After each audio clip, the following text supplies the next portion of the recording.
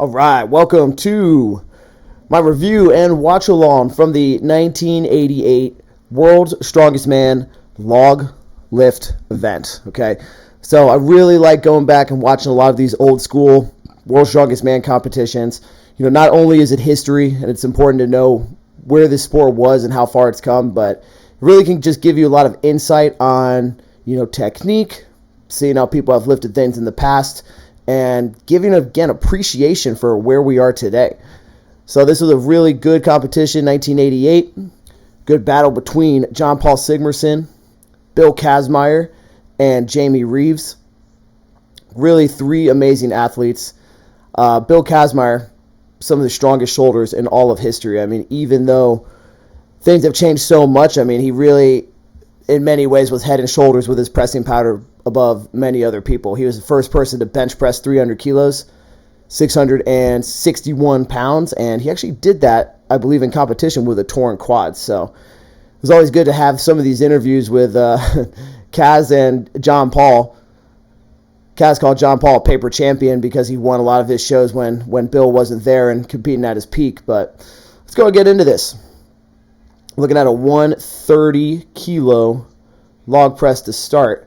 So 130 kilos is 286 pounds. Now, to give you a frame of reference, this year's OSG for the 80 kilo division has a trump log, which means you can choose a heavier weight, which will beat any reps done at the lighter weight. And for the 80 kilo guys, there's going to be guys that are getting potentially up to 5 reps or more with 280. So we're already seeing just the evolution of the sport in this, where you have guys failing in 1988 at 286, and you're going to have guys that are 175 pounds lifting 280 multiple times. So now we're going to see Jamie Reeves here. Now, some of these guys have really good technique. What's really interesting is the log lift really first started in strongman as sort of a standardized thing in 1980. So look at that position from Kaz, crazy. But, that means that there wasn't really a whole lot of time and evidence to really, learn and figure out technique. So you'll see even Kaz, as strong as he was and as much of a champion as he was, I think he's got a pretty poor clean.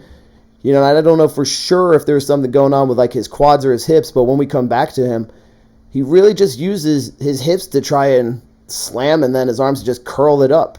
The right way, as you should know, is that you want to kind of get in that squattier chest upright position so you can really blast your quads into it while you get that hip extension and let it clean up your body, which John Paul's going to do a really good job of it right there. Good. Yep, good pop.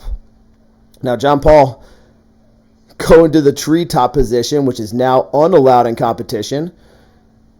Ends up getting that lift, but he actually strains his shoulder a little bit on this one, so it'll be interesting to see what he'd be able to do at full power. I think that was 150 kilos, so that might have been 330. Now let's think again.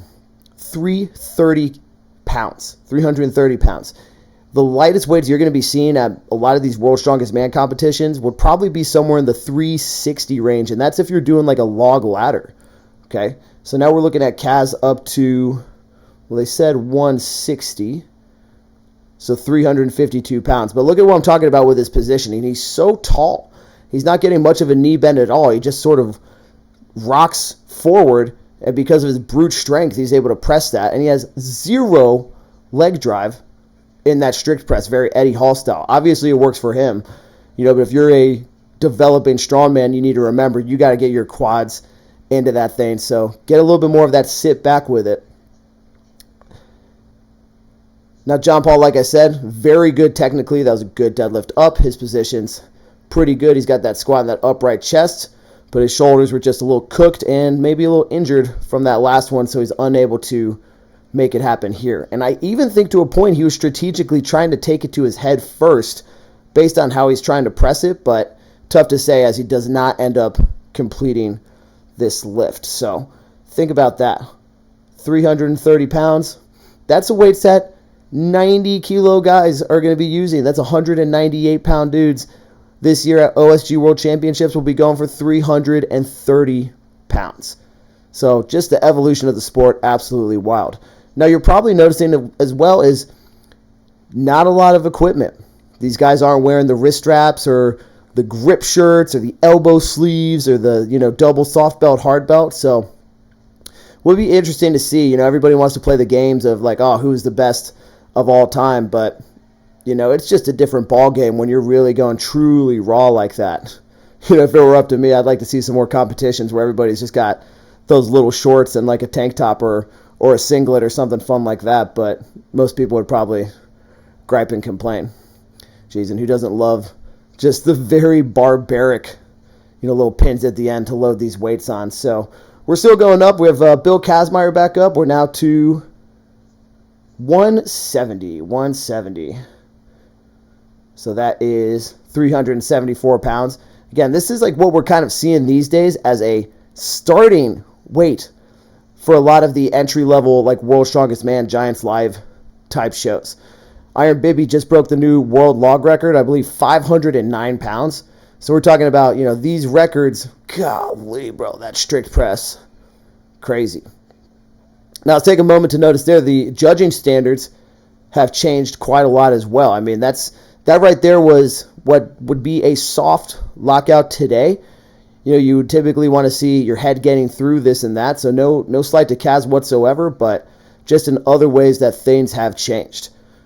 What you also got to remember is these are just giant hunks of oak wood, so there's no way that these things are completely even right side, left side. Even there you saw Jamie Reeves, the right side dipped down a little bit, and if you look at this, it even looks a little bigger on his right side than his left, so you talk about standardization and people always wanting perfect equipment. These guys were just out there getting it with a pretty uneven, balanced implement. It's just amazing. I personally would like to see more of that, but we don't all have the resources to just go out into the forest of Hungary and chop down logs and throw handles right into the middle. So Jamie Reeves is going to give this one more go. Once again, just some very simple, light wraps on his wrists. Very basic, probably loose leather hard belt. That's just not there for him. So Bill Kazmaier does end up taking this. Just some brutally strong pressing. Again, he's one of the best pressers in all of history. Love Kazmaier, big fan. Let's end it with there. Of course, Kazmaier does say, conceive, believe, achieve. Remember that. It is as simple as conceiving the thought, believing with all your might, and achieving it. Now, that's not it's simple, but it's not easy. So that's my review of the 1988 World's Strongest Man log lift. Stay tuned for more videos on classic strongman lifts and events, and for all things to help make you a better strongman, from training programs to nutrition guides, mobility, and recovery aids. Check out my private community at clubstrongman.com.